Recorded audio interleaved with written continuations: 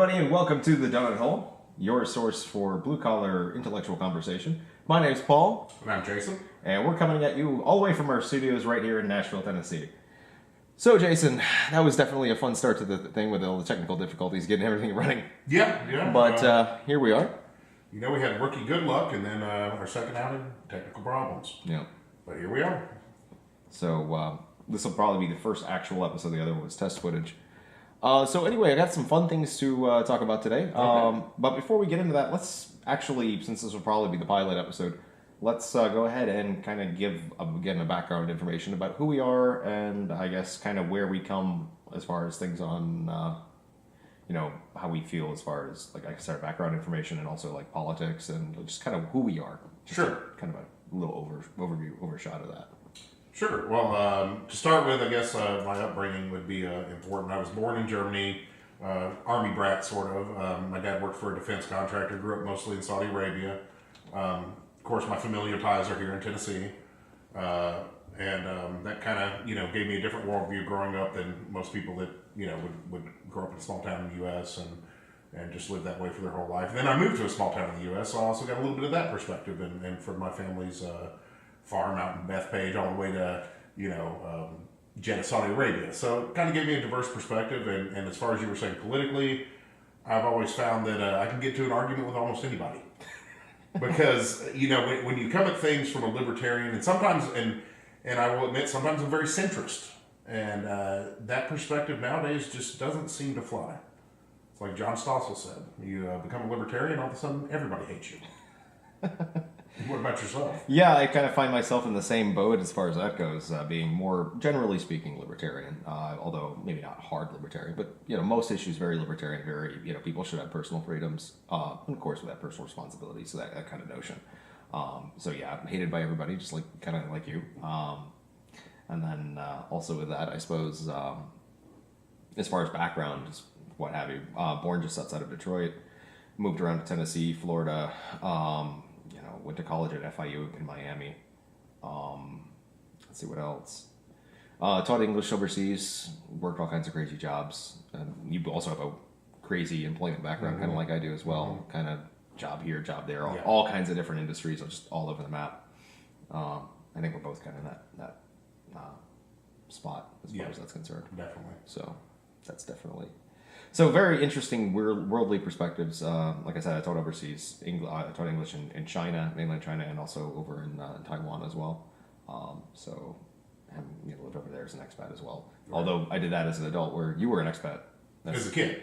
So right. Yeah, definitely different perspectives. Yeah, definitely. Yeah. So, but you actually got to grow up around a lot of that kind of stuff. Yes. So a lot of expat kids and from all over the world. Yeah, it must have been pretty cool. Absolutely. Yeah, it was pretty neat. I haven't really reached out to as many of them as I would have liked, with Facebook and everything. Of course, not all of the people I knew have Facebook. We're still in that generational edge where some people do, some people don't. But it was definitely great to meet people from all over the world and go to school with them. And, they live down the street and just diverse perspectives from every angle. Yeah. So that's the other thing, too, actually. I'm glad you brought into generational things. That's actually going to segue into one of our topics for today. So you're a Gen Xer, right? Yes. So right on that technology cusp, right? Yeah, I'm barely a Gen Xer, so I'm almost as young as you can get and still be considered a Gen Xer. But at the same time, I had no internet until I was an adult. Growing up in a household, there was the internet. It was the AOL, the Netscapes. Some of my friends had it, most didn't. No cell phone until I don't think I had one cheap cell phone. At a point in life, didn't use it much, but my first cell phone was actually the first iPhone. So that just goes to show I haven't had, that technology that I've been utilizing until about 10 years ago. Okay. Yeah, and see, I'm kind of the opposite. I'm actually technically a millennial, but about as old of a millennial as you can get and still be a millennial. So we're kind of like really close in that regard, but just right. I guess they divided the line right between us. Yes. Yeah. So, for me, it was, I ended up with a cell phone in high school, internet in high school. But again, it was like the kind of dial-up internet, and then at a certain point we got, proper internet at a certain point when that came along. But for me, it was flip phone, pretty much. I mean, I still had a flip phone back when people had like the iPhone 4. So Yeah. it wasn't until, well after that I actually got a real smartphone, so to speak. But it's kind of funny because when it comes to the different generations, there's definitely a big divide, it seems. Like, Gen Xers they think and act one way. Millennials traditionally think and act another way. And then the post millennials are even more vastly different because they've never known anything other than technology. Right. So, which actually brings us into what I was, one of the things that we want to talk about, how things are really strange in today's day and age. Because we're in a time and place where technology is just seemingly just going off at like a rocket's pace. Things are just, progressively getting more and more complicated, more and more complex. I mean, there was a time, I'm sure you experienced this, where we wanted a job, you went into a place and you filled out an application, right? Yeah, I was actually shocked when I was ending my restaurant career about 5 or 6 years ago, and that's when I started doing the footprint. But I was shocked that when I went to apply, they looked at me like I was crazy. And this had only been, I'd been at the place I was at for close to a decade. So I'd been there for a while. But within that decade, it changed from, you go, you shake somebody's hand, you look them in the eye, you ask for an application, you talk with them. And that totally changed. They just send me away and they say, go apply online. Yeah. Yeah, because I remember even, when I started out, working, what have you, we go to a place, fill out an application still. And now you can't do that. No. There's really no way to go to a place, fill out an application. You have to basically fill it out online, which is just mind-boggling in and of itself that that's changed that much. And just as way things have changed over time. I mean, I even remember a time when McDonald's didn't take credit cards. Oh, yeah. To me, that's recent. I mean, I know that's been about a decade, but yeah, it was, fast food, you had to have cash, It's really only about 15 years ago where all the grocery stores and the smaller ones, the little hometown grocery stores, actually started accepting debit cards. It used to be you could pay with cash or check. And so somebody coming from a millennial, especially a post-millennial perspective, and some of the younger millennials, they've never experienced that world. And while in my life, that's still the majority of my life was in that world. And see, I'm kind of in the point where it's a kind of a half and half, where half of it was in that world, a world where you wrote checks, so you filled out applications, and it was like that, as opposed to today where none of that's, everything's digital, everything's online, everything's, technology driven.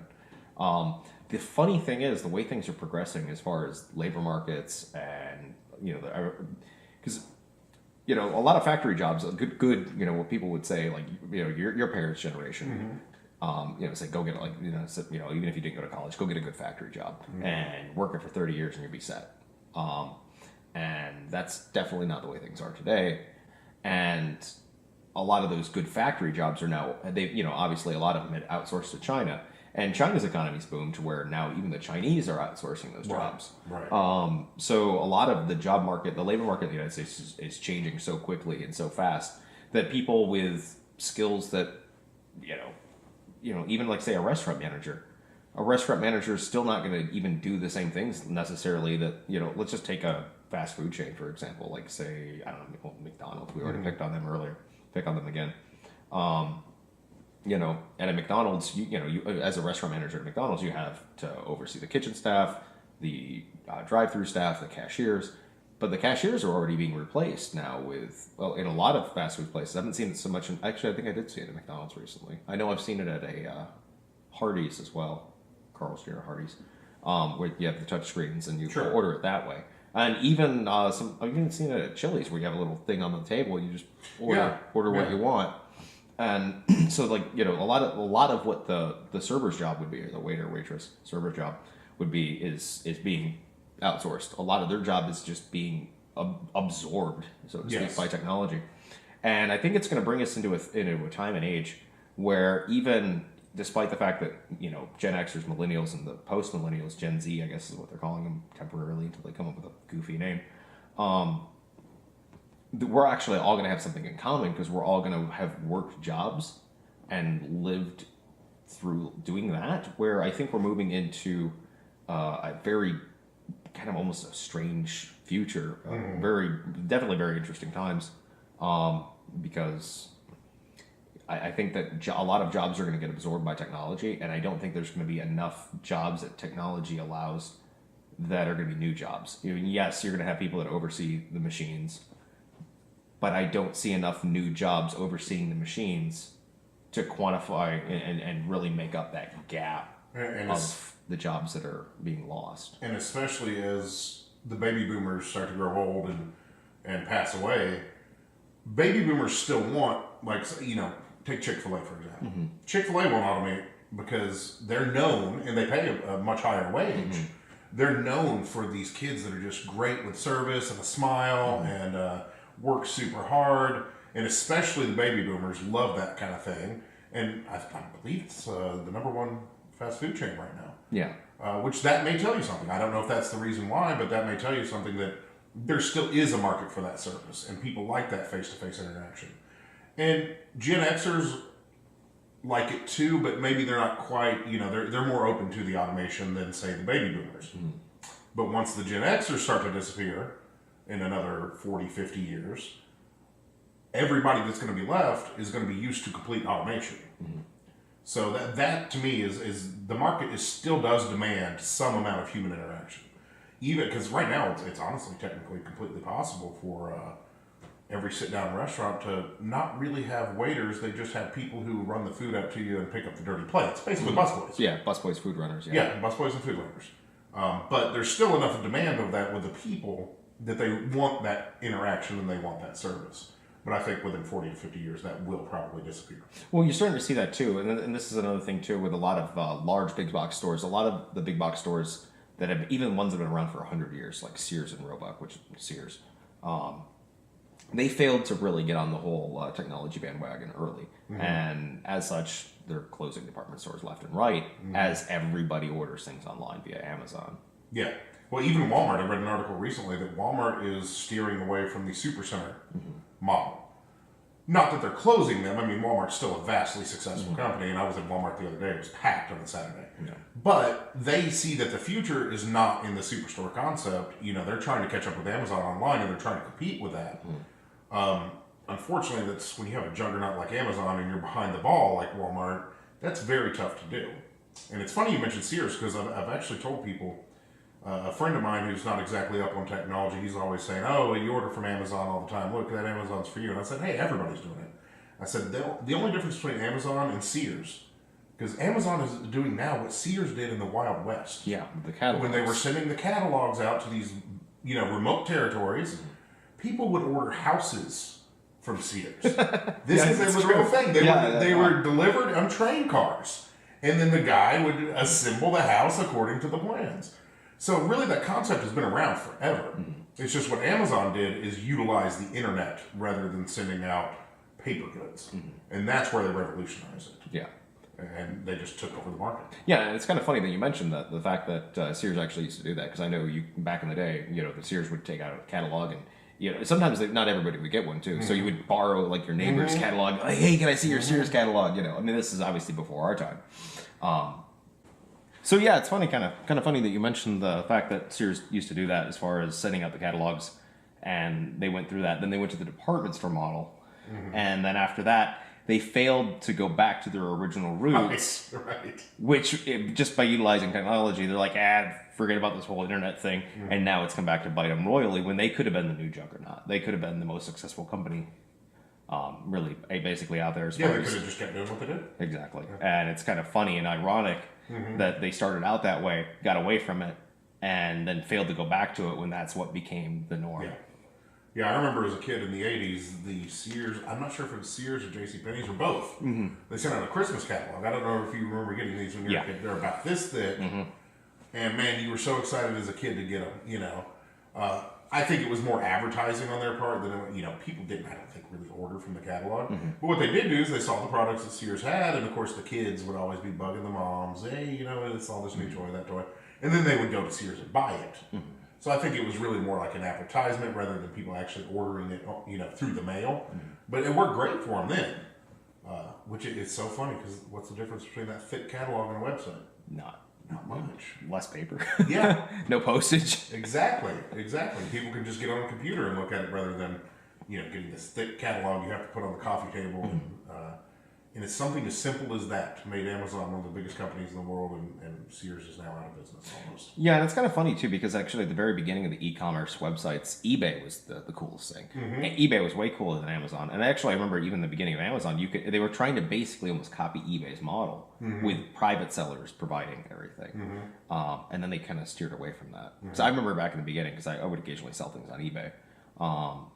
And then I would also kind of, just occasionally sell things on Amazon, but Amazon really wasn't popular, back in, say, the early 2000s. Right. Or the late 90s, early 2000s. So it was kind of like, Amazon's not really half as cool as eBay is. And then now it's totally flip-flopped. eBay's kind of like the Craigslist of online retailers almost. The only time I go to eBay is if it's something you can't find anywhere, some discontinued product, some part to fix an old piece of machinery or technology that you have. You can still find that stuff on eBay. It's nice for that, but other than that, I don't go to it at all. Oddly enough, I still actually shop a little bit more on eBay than I would do. I don't even actually really shop on Amazon. My other half does that. She has the Prime membership, so if there's anything I want on Amazon, I just say, hey, order this for me, please. Right. So I actually, when I do the ordering, it's usually on eBay because I also order weird, quirky stuff too. So I usually have better luck on eBay with that kind of stuff. Yeah, hard to find stuff. eBay's your place to go, that's for sure. But, I was skeptical of Amazon myself, and I got a Prime membership. And because, at first you're thinking, $100, man, am I really going to use $100 worth of shipping? And they do have the free Amazon Prime Video, and, but, you have Netflix, you have Hulu, are you really going to watch that? And I found out, man, I used it. I really, that $100, I saved way more than that in shipping costs. Oh yeah, she buys all kinds of crazy things via Amazon, like dog food, like stuff like formula for the kids and everything. So all that kind of crazy stuff she gets on Amazon and gets shipped in like all the time. So that definitely, and we actually don't have Netflix or Hulu, so we actually use the Amazon Prime Video. Yeah. So that is kind of like our streaming on-demand service. Yeah, no, here recently, I'm a bachelor, so when I run out of shampoo, it takes like a week to get more. You're pouring water in the bottle, sticking it up. And recently I ordered, because it was like a day after shipping, shampoo on Amazon, and they had a subscription service. They're just like, hey, we'll send it to you every month, or 2 months, or 3 months. It's going to be, once they fine-tune it even more, because I see them next door, my neighbor's always getting these day of Amazon shipments. Because apparently they have drivers like Uber. They do, yeah. And they're expanding into that too. So it's really an amazing thing. Well, actually, moving forward with technology, I think we might even get to a point where there'll be like some sort of microchip or sensor in the bottle of shampoo that says, hey, I'm out of shampoo. Sure. And it'll ding to your account if you've purchased it that way. And it'll say, hey, you're out of shampoo. Do you want to order more? Or you're getting low on shampoo or whatever the product is. And then it'll just automatically order it for you. Yeah, an RFID thing you could sync with your phone. Exactly. And when your phone picks up that thing, it says, hey, do you want some more? I already saw an app the other day, and this was, it could be convenient to actually help people who are bad with their finances. It was a finance app that the commercial was a lady's looking at a pair of shoes. And she says, hey, whatever the name of the app is, I can't remember. Can I afford these shoes? And it showed her how much was in her bank account. And she says, well, no, I can't afford shoes. Any way I can save money. And then it says, well, you have this many monthly subscriptions, which is something I had to adjust to coming into the new technological realm. Because when I was younger, the last thing you wanted was a monthly subscription. It reminded you of debt. You wanted to pay one time and receive a product. I was very much the same way. I've always been really hesitant to go and jump on like the subscription bandwagon, or even like automated billing. I was really opposed to it. I fought that tooth and nail. And same thing with direct deposit. Oddly enough, I was always really adverse to that. But so I can never relate to that. Yeah, it's worked out. I try to keep them low, but and I can see where people can, millennials can get in trouble financially with. You got Netflix, that's $10. You got Hulu too, that's $10. So you got Amazon Prime, that's $90 a year. There's so many other little subscriptions to websites and different things you can have. You could potentially spend a couple $3,000 a year, and you know it, but you don't know it. You think, oh, it's $10. But it adds up. Yeah. And that's why I thought was really neat about that app. And actually, we're just now coming up with stuff that can keep track of that on a financial side, which is amazing. Pretty soon you'll just be able to ask your phone anything. Yeah, and that is it's kind of really weird being in that kind of that crucible of technology where it's at because a lot of respects, it really is. It's very convenient. It's become definitely a notion of convenience because everything's right there at your fingertips. Everything's so easy to do, but at the same time, it's also very eerie. Especially with, I'm sure everybody out there's perceived like targeted ads, right? So I know we're getting ready. We were gearing up for this podcast, and I'm looking at cameras and stuff like that. And the exact same model of camera I was looking at, say on eBay or what have you, I see on Facebook now, and it's like, yeah. well, thanks for spying on me, guys. Yeah. So in some ways, there's a convenience aspect of it, but then there's almost a creepy factor. Yeah. And I think it's going to have some negative effects with people not being able to do things on their own. Simple stuff is they don't know how to balance a checkbook. Well, they would say, well, we're in a new world where you don't need that. Or, not being able to write in cursive, because it's all typing classes now. And a lot of that stuff's fine. Maybe you won't need that. But also, you take those many things, it's like the straw that broke the camel's back kind of thing. When does that make a person so completely dependent on technology they can't function for themselves? They don't. They really can't do basic math. Long division because they've never had to. It's all just happens right there at their fingertips. Yeah, which does bring us into a very interesting point of where society's headed, which does segue into our next thing. But actually, there's a few more things on this segment I kind of wanted to hit before we got into that. But like I was saying before, as I really think that all the various groups, like I said, the Gen Xers, the Millennials, the Post Millennials, they're all going to eventually have something in common, which is going to be a society with a lot less jobs. And I think that's very disconcerting, and it's very worrisome to see how we're going to move forward with that. I know some people on the far left have proposed things such as a universal basic income or UBI, and that, I don't like the notion of it. I don't like the idea of, I think taxation's theft. I mean, that's typical libertarian standpoint. Yeah, I'm the same way. Yeah. So I don't like the notion of just, hey, let's just have, tax everybody and then, have the government cut everybody a check just for being there, for breathing. It's like, I really struggle with that notion. But moving forward into society, I think we're kind of reaching a point where maybe in the future, obviously now we don't need it. Moving forward, 20, 50, maybe even 100 years from now, we might actually reach a point in like a somewhat, say, almost a post-capitalist society of where this is going. Well, it's like we've discussed. I think the ultimate goal of that technological society was end up on the other end, like Star Trek, where you just push a button on a panel on the wall, and you get water, you get food, you get whatever you want. And everything's automated. People don't have to work. They follow their passions instead, which is all a good idea. I mean, it seems good, but look at rich kids. When you don't really have to do anything, a big segment of the population really doesn't. So that's also worrisome. Yeah. Because idle hands, the whole saying. So you're going to have a whole segment of the population who are the poorer people who are going to feel disenfranchised already, who have nothing to do but sit at home and watch TV. So that to me is also a powder keg of crime. Because even if the government does take care of them adequately, even if they're eating good food and they have good housing and they have entertainment, there's 24 hours in a day. And people have to have some sort of purpose in their life. So to me, that's also a big downfall of the UBI, is that you're leaving people without purpose, and they're the people at the bottom end of the economic spectrum. And I think you would see skyrocketing crime rates. Yeah, that does bring up a very interesting point, because that could very well be the situation that we would see ourselves in. Again, a lot of this is speculative, which is probably a lot of what we're going to do on the channel, because we're going to talk about all kinds of crazy things that either haven't happened yet or are happening or will probably happen. We're kind of speculating and trying to figure it out along with everybody else. But that does bring up a pretty valid point.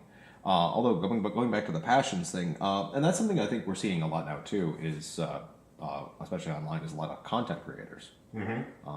So people starting, heck, even we're doing it. We're creating content. Not that we don't have day jobs as well, and multiple things going on, but it's for us it's more of a creative outlet. But a lot of people actually use it as full-time employment, whether they go and they create content. You know, it can be anything from like a YouTube channel all the way to the cam girl or what have Yeah. you. Or the first guys who started making money playing video games. Exactly. You know? So I mean, and this content, you know, kind of runs the gamut as far as online entertainment goes.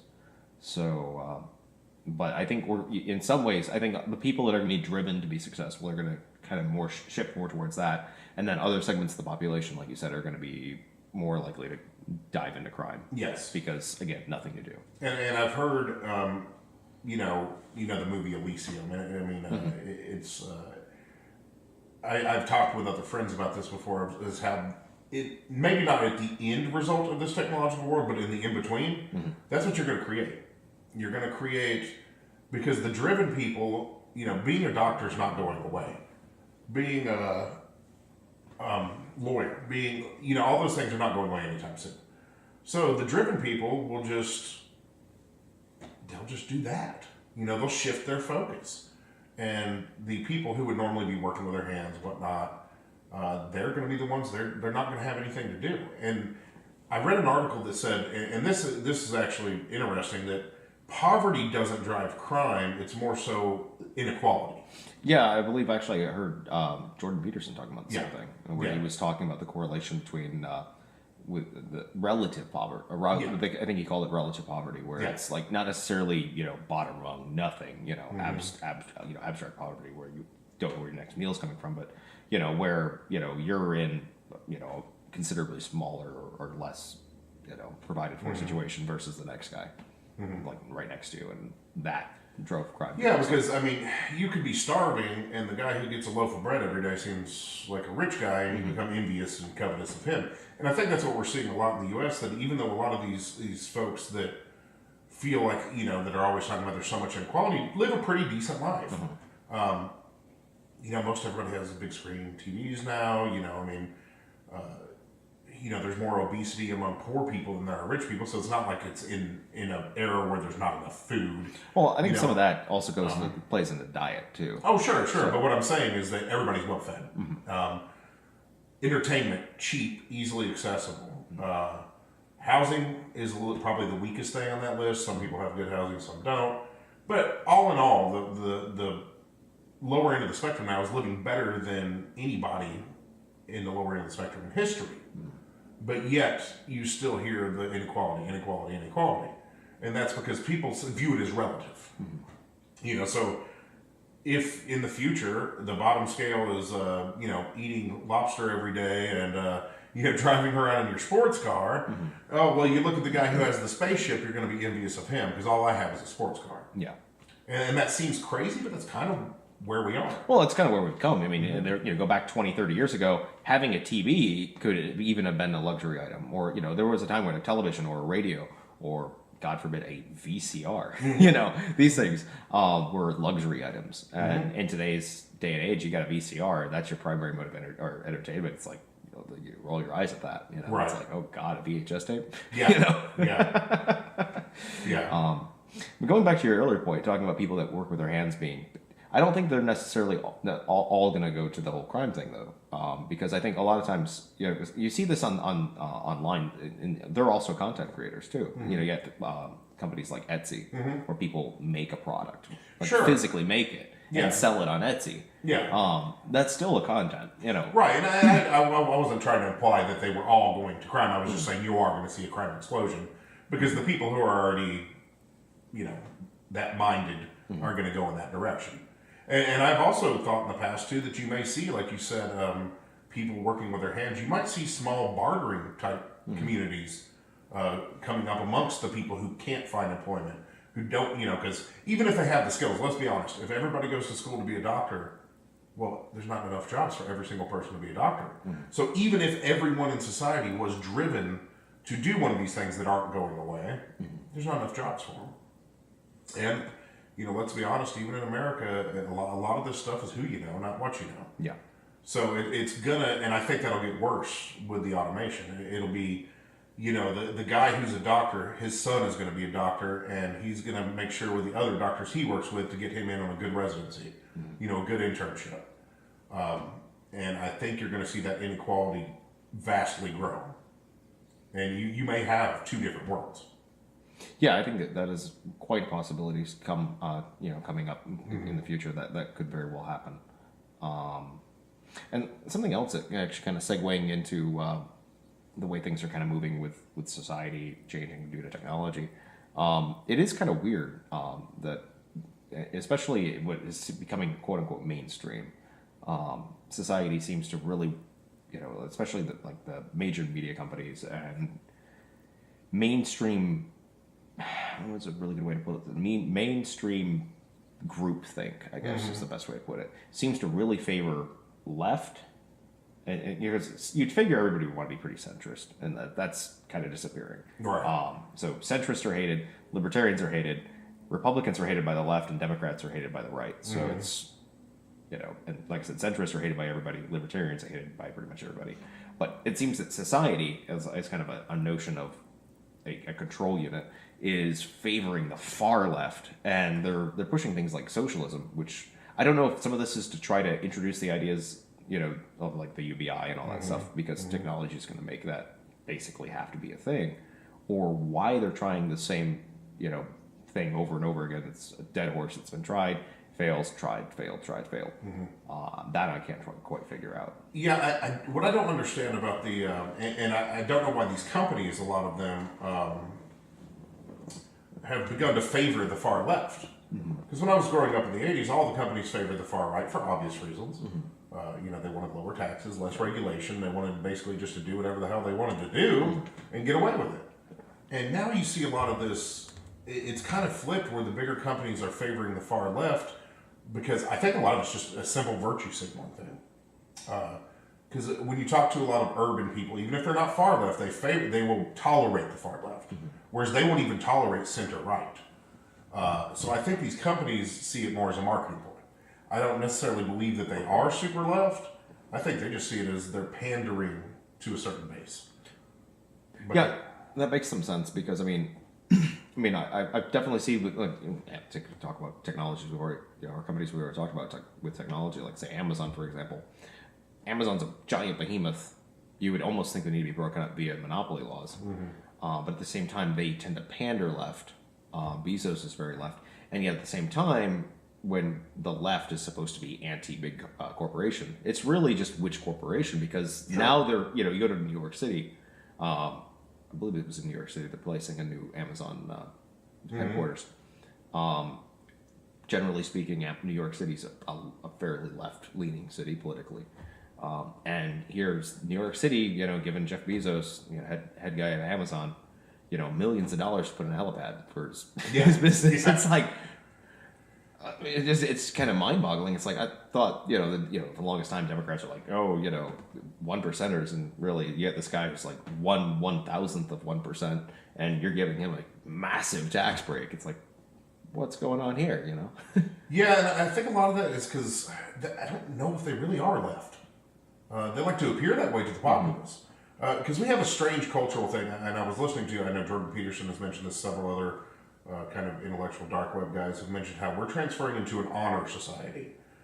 Basically, you don't want to cause offense. You don't want to, hurt someone's honor. So everything, that's where the PC comes in. Is everything is very, be nice, don't be offensive. And I think that may be just a lot of it with these companies. They know it's good marketing. And in reality, they're not far left at all. They want to avoid taxes. I mean, you look at how much taxes these guys are paying. If they really believed in these causes, wouldn't they voluntarily give taxes? Yeah, wouldn't they say, hey, I got to give credit to Warren Buffett. He even said, I don't pay enough taxes. They need to change the laws. But then again, at the same time, I'm like, hey, Warren Buffett, just write a check to the government, man. Yeah. But I think a lot of it's just a dog and pony show. Yeah, and Warren Buffett, obviously a leftist. Like you said, he could write a bigger check, but at least on his, like you said, to his credit, he's like, hey, I should be paying more. You guys need to fix this. So at least he did, if nothing else, pointed it out. Yeah. Like I said, he could have, voluntarily wrote a bigger check. I'm sure the IRS would not complain. No, they would not. But again, at least he pointed it out. So little credit where credit's due, I guess, even on quote unquote the opposition side. Yeah. and I think these companies, I mean, they look at numbers and they understand where their profit comes from, and they understand that people in city centers spend a ton more on Amazon than somebody living in a small town. And people in the city center are much more likely to be liberal. They're much more likely to hold leftist ideas. So I think it's just simple business. And for the people who do hold those leftist ideas, you'd think it would be a little bit galling that they're just, doing this fake pandering to you to get sales. Because companies have been doing that for years. And but now everybody seems to buy into it hook, line, and sinker, with the celebrities, with everything. It's, oh, hey, they're on my side, so I support them. And I think a lot of it's just simple business. Yeah, that does make some sense, I suppose.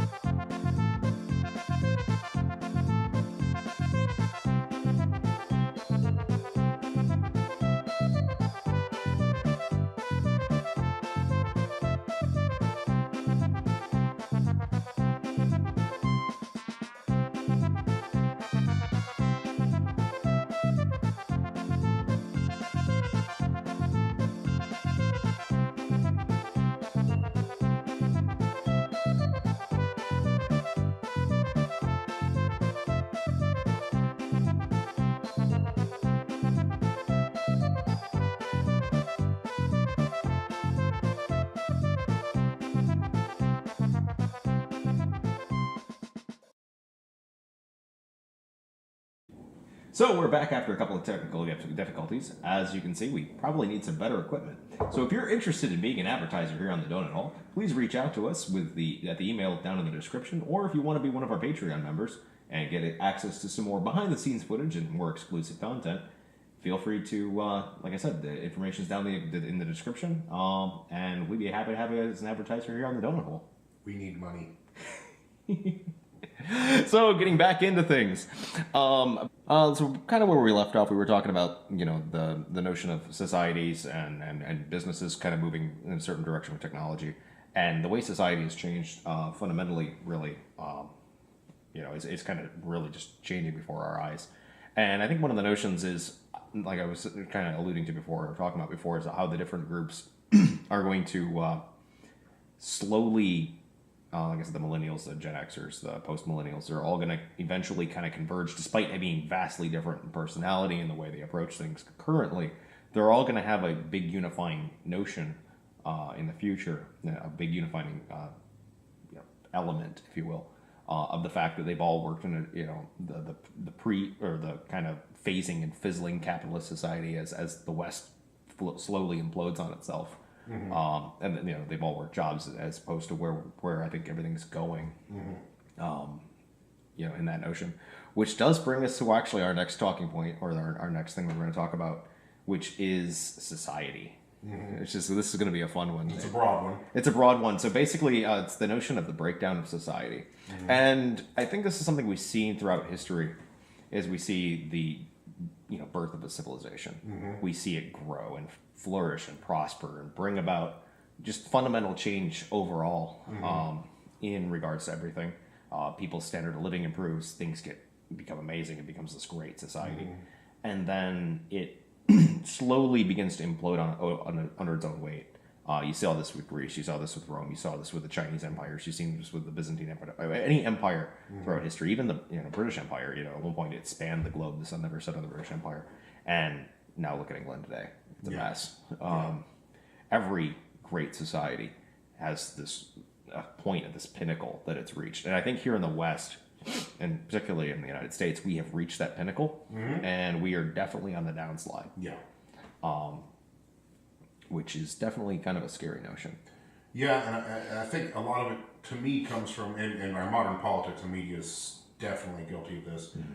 is disillusionment in the ideas that got us here in the first place. Mm-hmm. People become disillusioned and they start believing, radically different things. You're seeing the polarization happening in our country, mm-hmm. where it's becoming more and more extreme on either side, and it's just because people have become so disillusioned. Now, why that is, I'm not sure, because we've been vastly successful. we have, the United States has basically eliminated world hunger as far as people aren't, there's no famines anymore. Our Western civilization accomplished these things. But yet we've gotten to such a pinnacle where people try to revisit what's wrong with Western civilization. And of course, there's always big mistakes that were made and continue to be made. But it seems like we've gotten to a point where the disillusionment's so much that people focus more on the mistakes than the successes.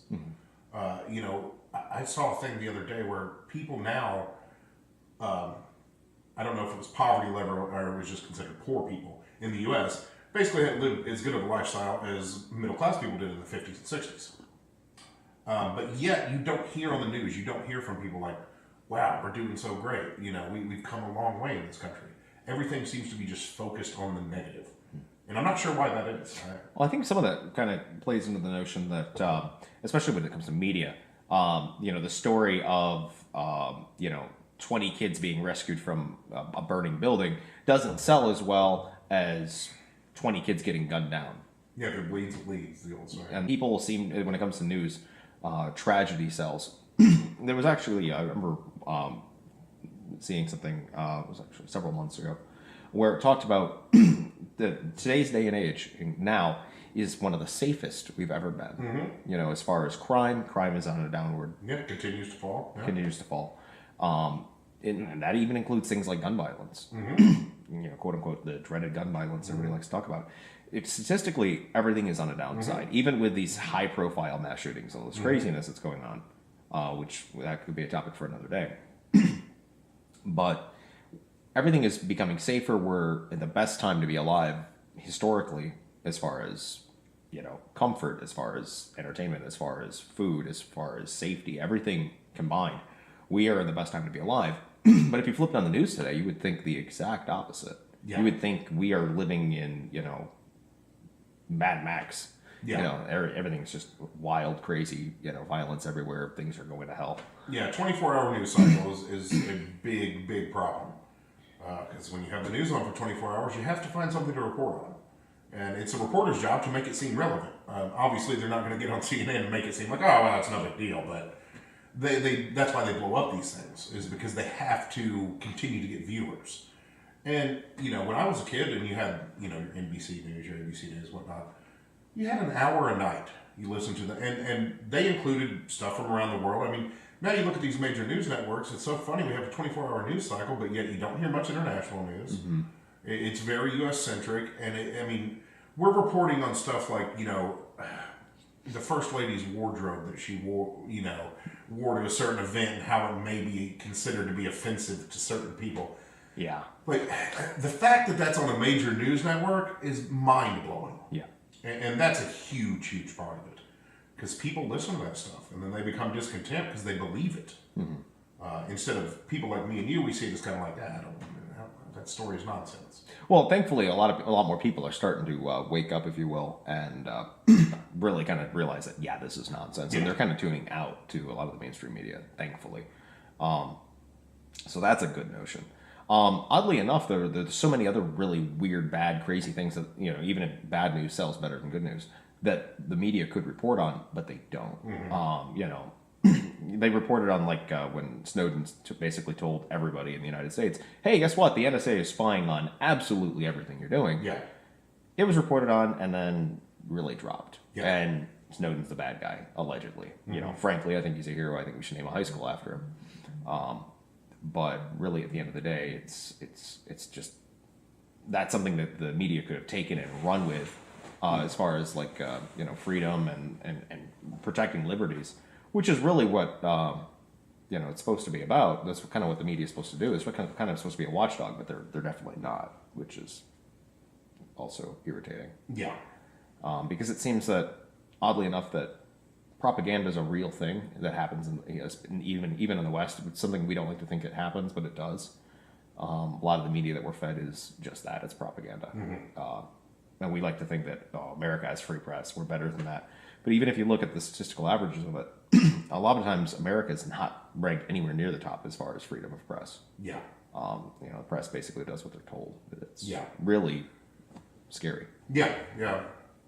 And it's funny, if you look at the press, I mean, it's, you got majority of the press who's just an arm of the Democrat Party, and then you have Fox News, which is basically an arm of the Republican Party, and there's not much independent. Just news should be boring. It shouldn't be this entertainment, people arguing back and forth. Those are opinion shows, and we've always had those, but that shouldn't be the actual news. It should be a guy reporting on the facts, making no commentary about it, and that's it. We don't get that. No. You don't get it anymore. I mean, there may be an hour segment on some 24-hour news channel that has it, but is that really reaching everybody? It's not. It's all the talking heads who are yelling at each other is what's reaching everybody. And unfortunately, then you go to the online and you create the clickbait articles from, those guys. And you get these articles about, some guy on CNN said this, and it may be a 10-second clip, totally taken out of context. And then you're creating clickbait articles all over Facebook, and then you've created another even deeper level of misleading and biased information. Because most people don't read the first paragraph. They read the headline, they view the 10-second clip, they think, hey, this man said this, he's a bad man. But yet they don't listen to the full 5-minute conversation. And that's even worse than the 24-hour news cycle, is the social media clickbait that filters down from it. Yeah. And oddly enough, with the massive polarization, especially driven by the media, you start to see segments of the population start to withdraw and kind of separate themselves almost from society. And it seems that, especially now with political correctness and this offends zappers and that, a lot of people are just like, okay, fine, if everything's offensive, I just want to check out and be left alone. Yeah. And especially with things, every social group that, and any kind of division of a group setting that has been divided for people. Divided or subdivided. Be it based on religion, gender, race, what have you. Even income level. People are always pushed off into these little groups. And with so much political correctness, you're starting to see a lot of people, especially the ones that are demonized the heaviest, usually men or what have you, they tend to pull away. And you're starting to see a societal breakdown where gender roles are no longer a thing. The idea of traditional gender roles, that's kind of being squashed in society.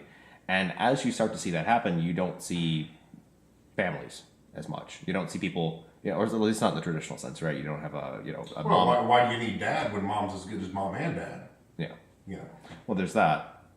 So, if people are having kids, it's usually not in like a marriage situation. Or I guess they say wedlock. So it's out of wedlock. And usually completely accidental, and then it's who cares. Just total societal breakdown. And you actually see things like this, not to demonize homosexuality or anything, because, again, libertarian mindset, you want to be gay, that's cool. Pursuit of happiness, more power to you. But on the same vein of that, it seems that it's almost, a lot of those things are almost being encouraged. Yes. I have no problem with it as far as to the extent of if somebody's gay and that's who they are and what they are, that's fantastic. I mean, again, no demonization whatsoever. But it is a slight deviation from the genetic norm or the social norm of things. Right. And you saw this, you would definitely see this in, like, say, ancient Rome, for example. That became more of a standard thing, and then eventually, not to blame it necessarily, I'm just saying that it was kind of almost like, I'm not saying it was the cause of it, but it was it's a symptom of societal decay. It tends to be. It tends to be. Yeah, it's a symptom of even in feudal Japan. With the they would have young boys and whatnot, and it was the decay of that system. And it does seem to be, and I'm like you, I'm not demonizing homosexuality in any way, but the encouragement and the inculcation of that within the popular culture throughout history does seem to be a signal of the weakening of family. Exactly. It's a signal of weakening of families, and weakening of families tends to be a weakening of society in general. Because outside of a family structure, there's really not a good way to bring kids up. Yeah. We've not gotten to a point. I mean, they've tried that experiment, I guess, in some communist countries, like I believe they did it in, or even in some non-communist and socialist countries, like, say, Nazi Germany, they did the whole, Lebensborn children, where it was like, okay, let's just have a bunch of babies and the state takes care of them. Yeah, and everybody chips in. And, yeah. So they had the Lebensborn. And then in the blue, they did a very similar thing in the Soviet Union. as well. Yeah, when they encouraged promiscuity and discouraged marriage and a non-traditional family. But it's funny, the Soviet Union was smart enough to they saw their error and quickly changed. Quickly changed back to encouraging nuclear families. Yeah. So within the societal, breakdown of that and the family structure falling apart, I think that there's also a notion of men pulling back because they're oftentimes demonized. And as such, they're less willing to engage.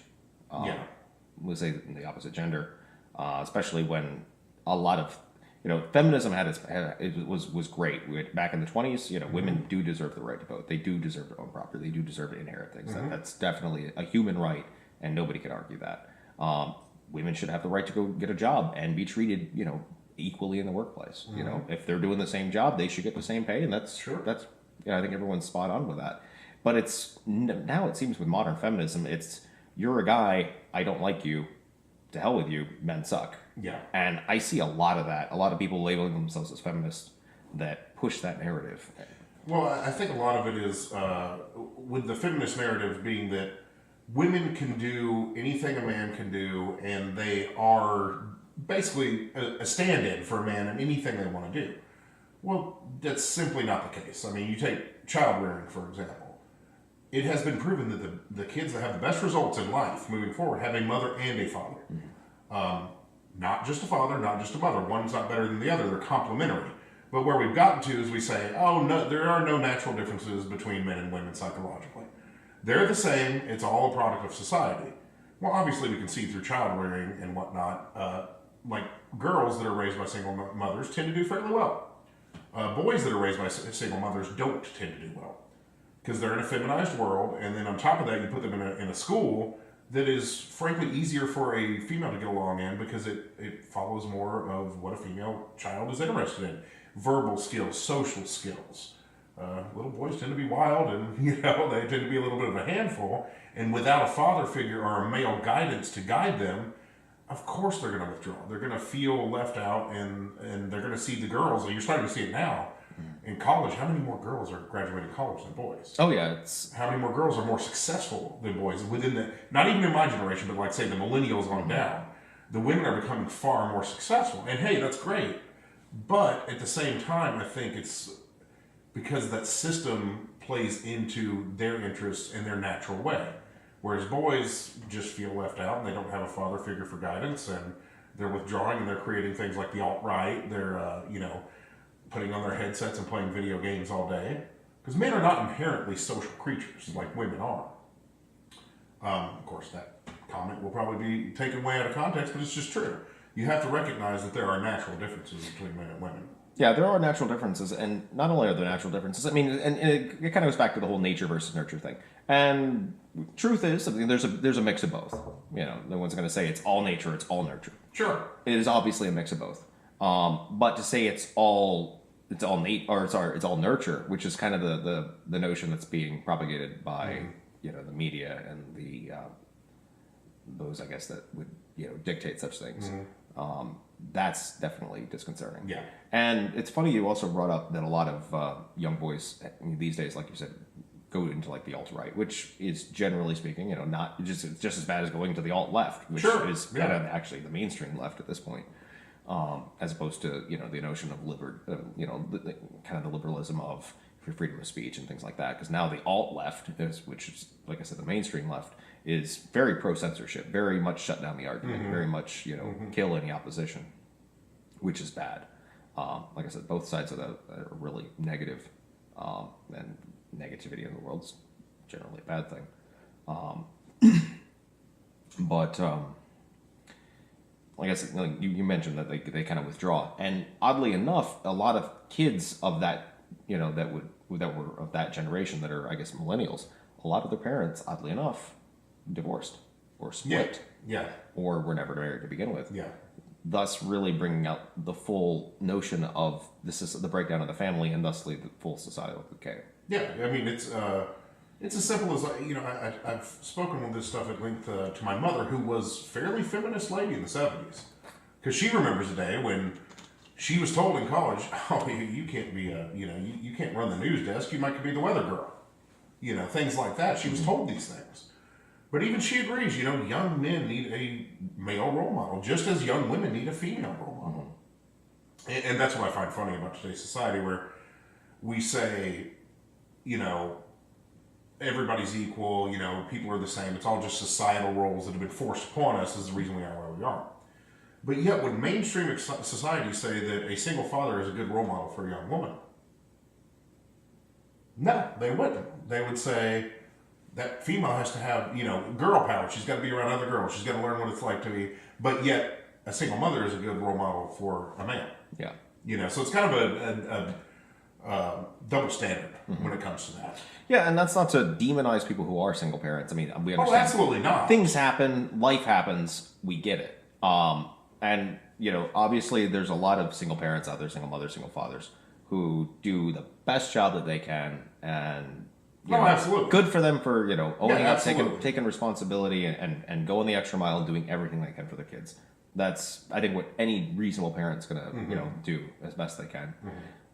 But it does become exponentially harder. Yes. I've got twin daughters right now, so I mean, if I was doing this, I couldn't do it on my own. Yeah. I would be overwhelmed. Yeah. I mean, it's almost overwhelming enough with two people trying to do it, let alone, right. Right, and I agree with you. I mean, by no means are we saying the single parents are the bad people. No. We're just saying the outcomes don't seem to be too good, and it's not an ideal situation. Sure. We want to make society where it encourages a two-parent household. Because obviously, obviously, people that, step up to do that, kudos to them. But, what we're talking about here is more of an overarching generalization, not an individual. I mean, obviously, these people are doing like you said, everything they can every day to make sure their child gets what they need. Yeah, and I think there should be a distinction made because, like, with the millennials, a lot of their parents, they were together and they split, versus now, most people are having kids and they're never really a full-on couple to begin with. That's a great point.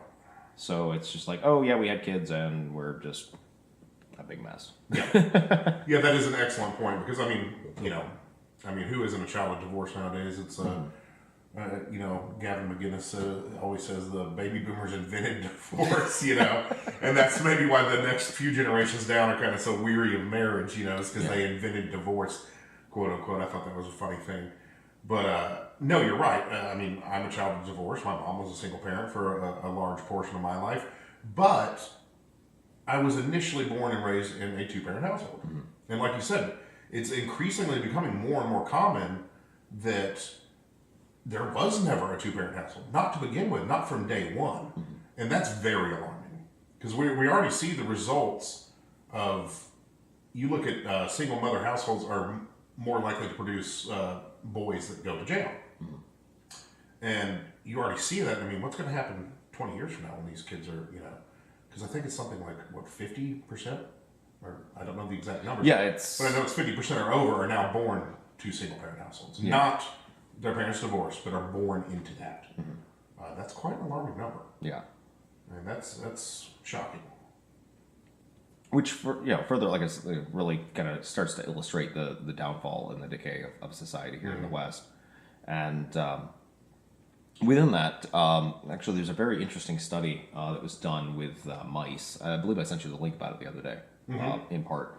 That was originally supposed to be a population study where what happens when population reaches critical mass. But it wasn't even so much that. It was, all the mice lived in their utopia and they had all their things, taken care of. All their needs were met. It was, I believe they coined it the mouse utopia. But eventually there was a societal and social breakdown with even amongst mice where kind of the same thing.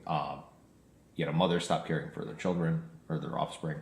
The men eventually, or the male mice eventually kind of withdrew from society except for like the alpha dominant male. And even he at a certain point kind of started doing his own thing. And breeding wasn't an issue. It was really the mice. There was a point where within the study where everybody was fighting with each other, and then it just kind of became a withdrawal. Everybody withdrew from each other at a certain point. And then towards the end of the study, the mice would just eat, sleep, and groom themselves, and that was it. That's all they did. Yeah. and I'm not sure. I may be getting. Was that the same study where there was also a group of mice that withdrew from the chaotic group? Mm-hmm. Yeah, what did they call them? It was The beautiful ones? the beautiful ones. Yes. And that also reminds me of society now, where there's a group that's just completely withdrawn from society. Because I've discussed, is most everybody you meet seems to be pretty robotic in what they want to, and maybe it's because you don't get to know them enough. I don't know, but I think there's a whole segment of society, like once again, it comes back to the donut hole, that really doesn't interact because they don't want to interact in that chaos. And they're also afraid that their ideas are going to be met with scorn from, like we discussed earlier, like if you're a libertarian, either side is going to find something wrong with you. So when your ideas are constantly met with scorn, you're going to withdraw, and you're just going to say, let the chaos happen. I'm just going to not participate. Exactly. Yeah, that definitely is happening. So the question is, since we've seen the birth, the grow and rise, the success, and now the fall, or we're in the falling stages of the West, what kind of thing do you think is going to come in and replace it? Because usually what ends up happening is whenever something great falls, something strong, as society weakens, something strong pulls up and takes its place. And usually something of a more conservative type family value thing will take its place when society ultimately falls apart and people realize that's what's happening. Yeah. Not saying conservative necessarily in like the Republican Democrat, You mean small c, or small c, not big c. Yeah. Yeah. As far as very restrictive. Yeah, almost. in your life, not in politics. politics. Yeah, in your life, not necessarily in politics. Very almost like constrictive conservative, not in a good way. Yeah. I think you're already seeing a lot of that. I mean, you look at some of the Eastern European countries that are resisting this liberalization of the world. This seems like this drive towards a one world type community, and you see where they're going. It's very traditional, very Christian based, getting back to their roots. You see Islam taking off even in Western countries. You see Western people converting to Islam because there's something there for them. They see all this chaos and they see something like Islam or fundamental Christianity as order. And I do think, because like you said, you always see this, it's what happened in Nazi Germany. You had the Weimar Republic, which, you had bad economic times, and no doubt that was contributing a lot to it. But you had the Weimar Republic, which is just debaucherous. Just wild parties. It was just crazy. And you see what people started voting for is complete, total fascist dictatorship because they wanted the control and the order. And you see where that took them. That might be kind of part of the reason we got the whole Donald Trump presidency too, because you see like this big notion of craziness and far left politics infiltrating the Democrat Party, and then you get some joker like Trump who is a bombastic personality, put it lightly. Whether you agree with him or not, he's definitely the opposite of that. So you definitely see that. So I would almost go to as far as to speculate as I would almost think that Islam would probably be the big rise. Because it's the fastest growing religion in the world. Yeah. And it definitely has that conservative bent in a way. Again, small c, very constrictive conservative as far as like the control aspect of things. As opposed to conservative in the notion of liberty and freedom. Right. Which is more libertarian bent. Right. Which is kind of where we're coming from on it. So yeah, and you have a lot more experience with Islam than I do. Yeah. Having grown up in Saudi Arabia, than I don't really have too much of a background with it. A little bit because I have some friends from all over the world and what have you. But so how do you think that's going to play out here in the West? I think it would be a very slow transformation if that were to happen. Whereas you had Western populations starting to convert to Islam. It happens now more in Europe than here, but a lot of things that are happening here, you can look to Europe, they're 10, 20 years ahead of us. England started the big surveillance state before we did. So, you can kind of look at that as a bellwether that I do think it will start to happen more than it is. It's just so antithetical to Western values and Western beliefs because the left loves to say Islam is great, but when they get into hardcore Islam, when it comes down to homosexuality is not allowed. Women have to wear the hijab. Westerners, I don't think will react to that very well. You would definitely have to slow walk it over 100 years. Because almost every Muslim I've ever met, even the ones that are purportedly moderate, they still believe in those core central values of, no homosexuality, women are subservient to their men, things like that. And those are the ideas I don't see America latching on to. Well, that's a good thing. Yeah. Because, women should be equal and gays should be allowed to be gay. Exactly. So. And that's where liberalism is needed, liberalism has went way too far. Leftism, I will say, because classical liberalism is basically libertarianism, kind of. Yeah, especially in today's day and age. Yeah. So, classical liberalism is a great thing. But leftism has went too far because, when you go so far, you're saying the hijab is a symbol of women's empowerment. Tell my mother that, who lived for 20 years in Saudi Arabia and was forced to wear a hijab a certain number of times. Tell her about how it was a female symbol of empowerment. I guarantee you she'd disagree with you. Yeah. And I think our American values will resist that for quite a long time.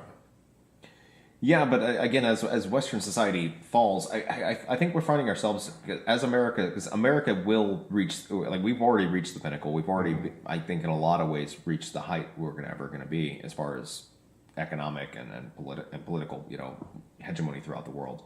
We're already starting to see some of our power wane in East Asia, where China's starting to kind of take, even on some of our allies, like say the Philippines, for example. The United States and the Philippines have been really strong allies for a long time. And, recently they've been accepting more aid and things like that from China as China becomes more of a regional hegemony in that area. So we're already starting to see America's global might, if you will, being pulled back, just like it was with Great Britain when their empire started to implode a little bit. So the United States is already pulling back. And you got a lot of people that, love the notion of what America was supposed to be, right? With the idea of liberty, personal freedom. A real capitalist system, which we've obviously strayed from now because, when you have small capitalism where, you're a small business starting up, that's great.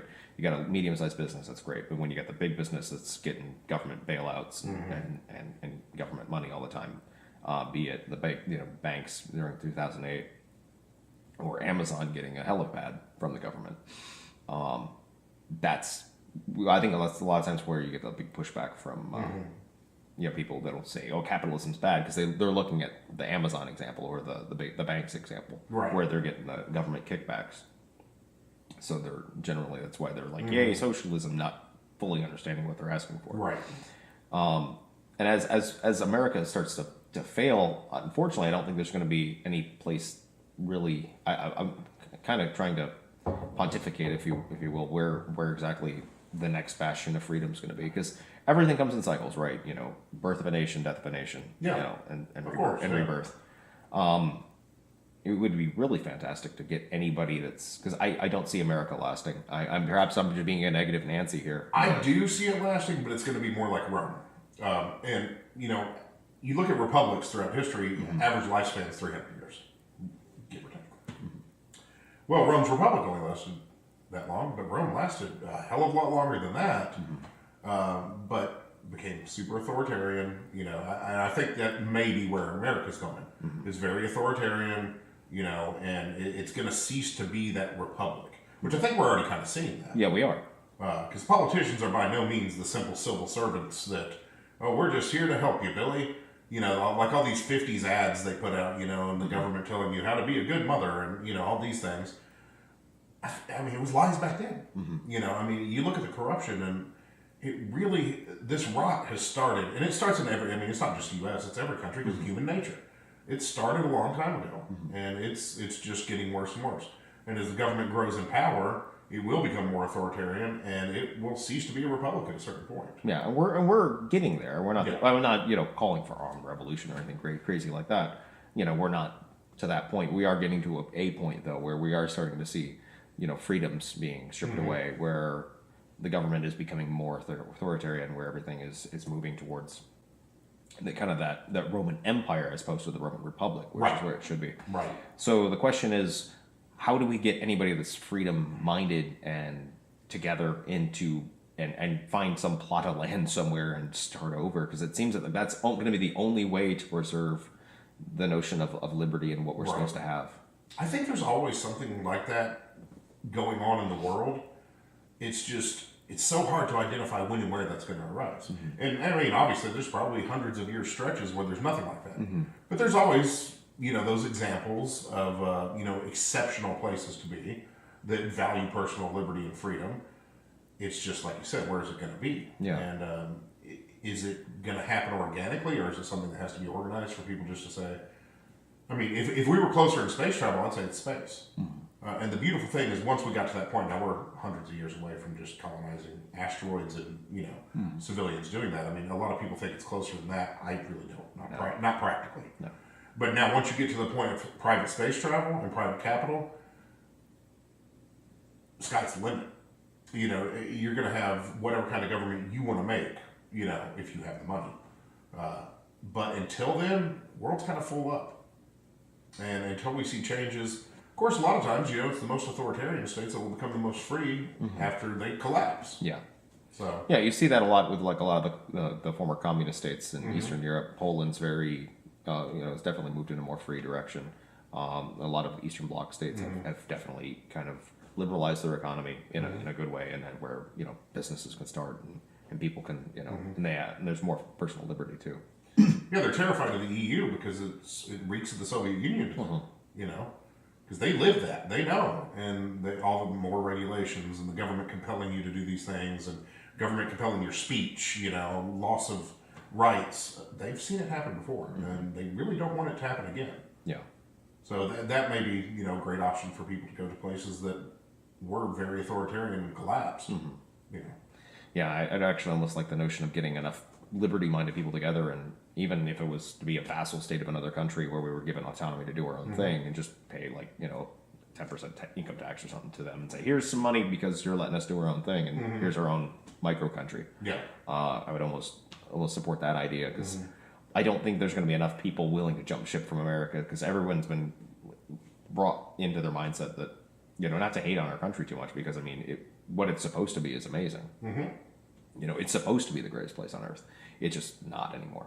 Well, in certain ways, it still is. I mean, we still have the best gun rights on earth. Yeah. We still have higher end property rights. I won't say the best property rights on earth, but we have better property rights than most places.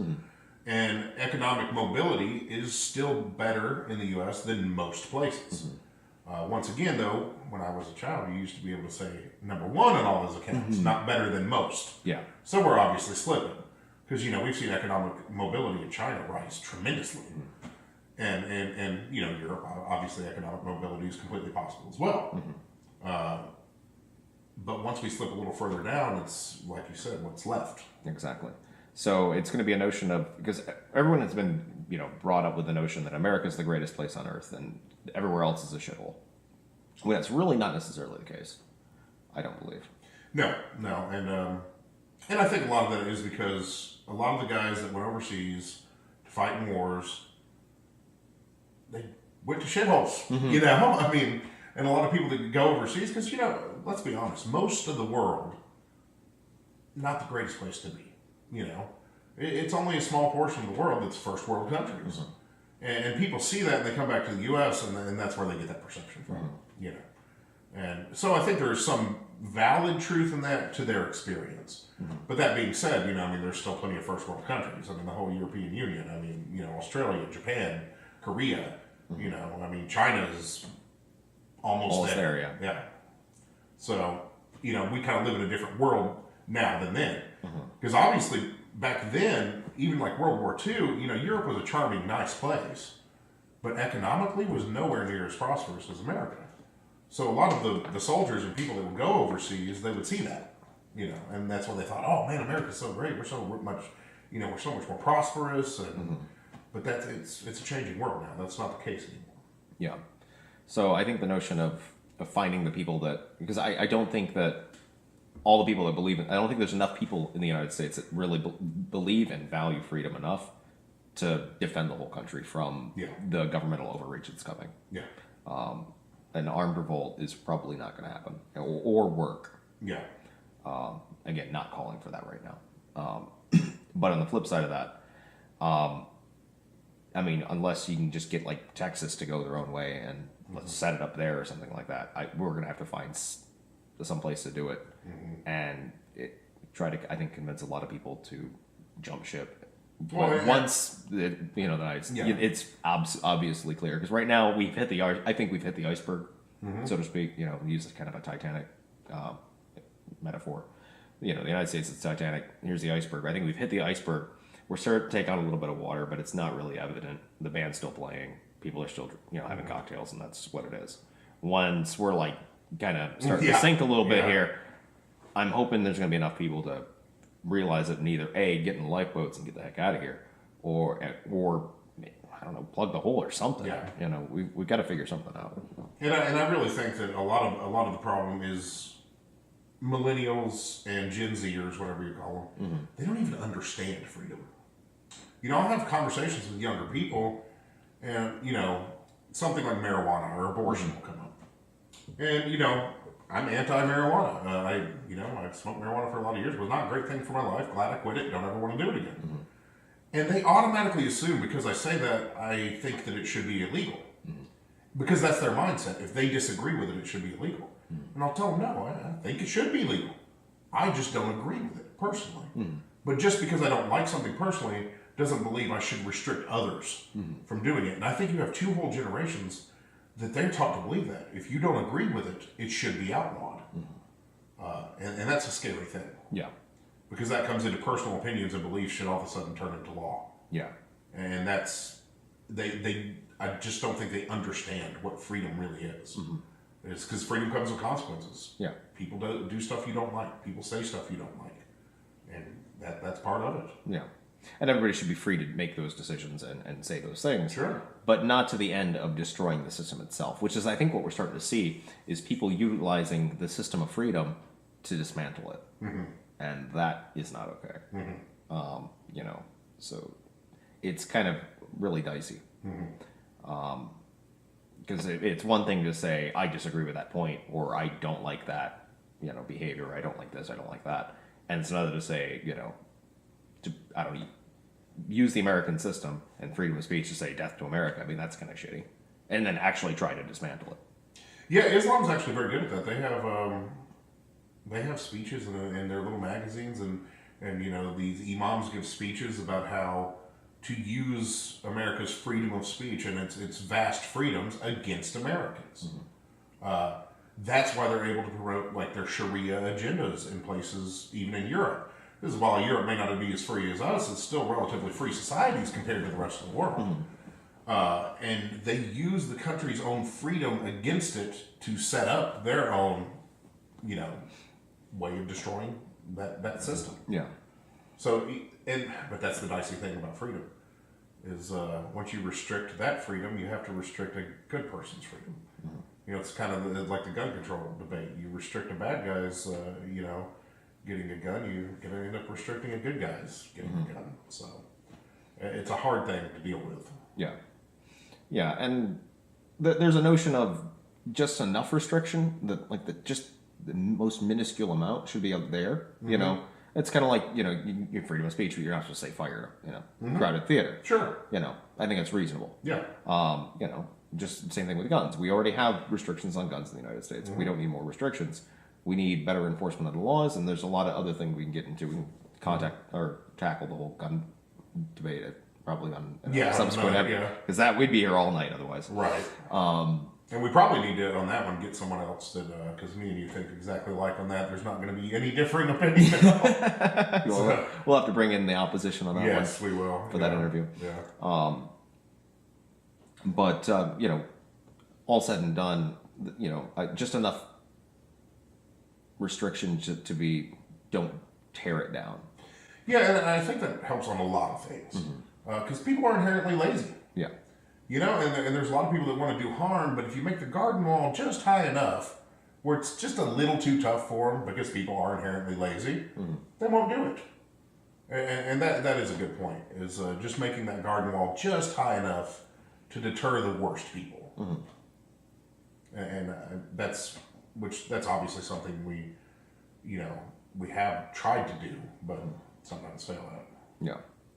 And America is an experiment, and I'm not saying that even if, once America does fall, which it will, because All countries. all countries fall, to exactly replicate America, because obviously it failed. There will have to be a few tweaks made here and there. But I think the general overarching themes of it, of personal liberty, personal freedom, economic mobility, these types of things are at the core of what it is to be an American, and those type of values. And those, I think, are worth protecting and cherishing and fighting for, because that is essentially what has brought about the most economic prosperous time in human history. Yeah, in the most technologically prosperous time in human history. You look at the innovations from Western civilization compared to the rest of the world within the last couple of 100 years, it's unbelievable. And it's a direct result of a lot of it, the United States. And once the United States, World War II, and Europe Europe was a constant war.